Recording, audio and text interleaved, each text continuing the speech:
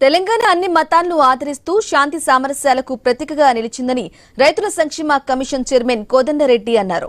Kamareddy collectorate లో ప్రజాపాలన దినోత్సవంలో పాల్గొని జాతీయ పతాకాన్ని ఆవిష్కరించారు.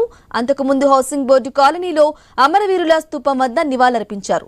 అంతర్జాతీయ పెట్టుబడులు ఆకర్షిస్తూ పరిశ్రమలకు తెలంగాణ స్వర్గధామంగా మారిందన్నారు కోదండరెడ్డి. కామారెడ్డి జిల్లా వివిధ రంగాల్లో ప్రగతి సాధించిందన్నారు. దేశవ్యాప్తంగా తెలంగాణ కీర్తి గడించిందని ఆయన తెలిపారు.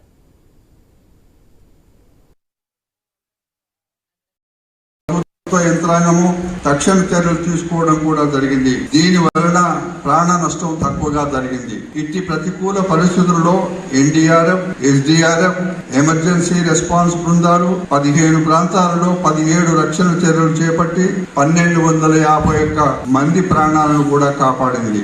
ముంపు ప్రాంతాలలోని 740 కుటుంబాలలోని సభ్యులకు 58 రిలీఫ్ క్యాంపులు ఏర్పాటు చేసి వారికి ఆహారం, మందులు, ప్రాథమిక సౌకర్యాలు అందజేయడం జరిగింది.